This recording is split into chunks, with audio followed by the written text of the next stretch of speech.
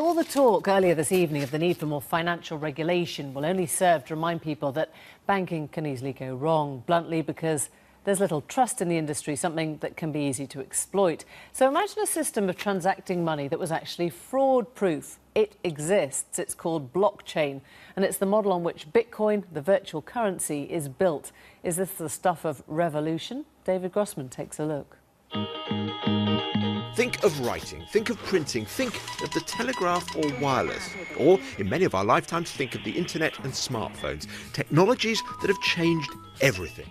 So radical that before they hit, they're almost impossible to imagine. And yet, a few years after, it's life without them that defies imagination. So what next? Well, there are plenty of very rich individuals and corporations betting big that the next game-changing technology is called blockchain. We see the power of what this blockchain can become.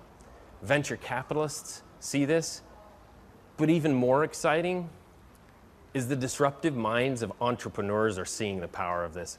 And they're building new businesses in new paradigms that are going to change the shape and the face of all industries.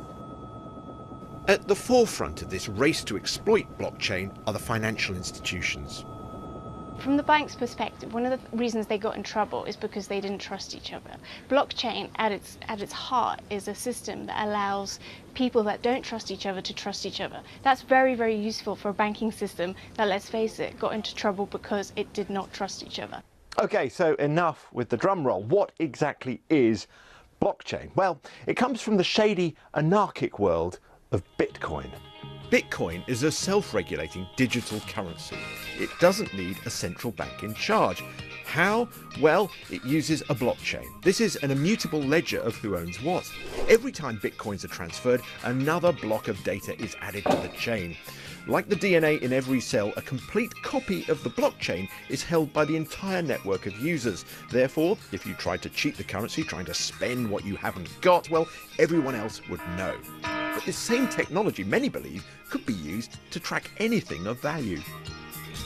The technology enables the transfer of those currencies that have been created, Bitcoin being one of hundreds, if not thousands, of currencies that exist today. But it's also the ability to transfer value in ways that we haven't seen before, that extend well beyond financial services. It can go into, for example, a retailer that wants to be able to verify that their goods that they are marketing as organic in their grocery store. The blockchain allows the ability to track the actual creation of those goods and through the supply chain verify that they actually are organic, so that then where they are then marketing them to their end customers, they're confident that it actually is organic. That's just one simple use case. And there are thousands of other potential uses, from pharmaceuticals to luxury prestige goods like watches and handbags. The music and film industries are excited that blockchain could be the technological answer to piracy, and the insurance industry thinks it might help tackle fraud. I mean, ultimately the diamond comes out of the ground, it becomes certified and known as a... For Leanne Kemp, blockchain means diamonds. A diamond blockchain, she says, could record each gem's unique combination of attributes, giving it a sort of DNA. She's had investment from Barclays to develop her ideas. It gives us a global ledger. It gives us actually global transparency over the supply chain and the chain of custody of the diamond. Where did the diamond come from? Was it a blood diamond? What's the provenance? What mine did it come out of? At the moment, we have a number of regulated authorities that sit in between systems and consensus opinion that actually have provided some great processes like the Kimberley process to ensure that blood diamonds do not run themselves into the retail space. But now, for the very first time, we have a global ledger. It's permanent and immutable, so therefore I can't change the record. So from a perspective of trust, we know that those records are indeed correct. Blockchain actually holds out the prospect of smart contracts. That is, contracts that police and enforce themselves. For example, suppose a car makes a journey. A road use payment could automatically be triggered. No need for a big central database, no need for enforcement authorities. However, not everyone is convinced.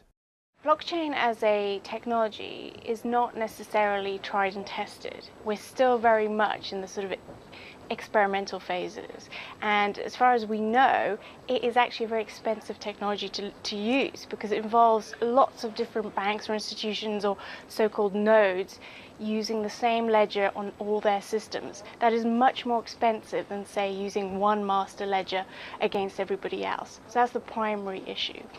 The secondary issue is whether or not it actually works. And that's what all this money and research is trying to find out. Because if it works, blockchain holds out the prospect of fraud-proof, cheaper transactions, liberating businesses and markets to develop in ways we can't yet imagine. Let's see, David Grossman. Well, that's all.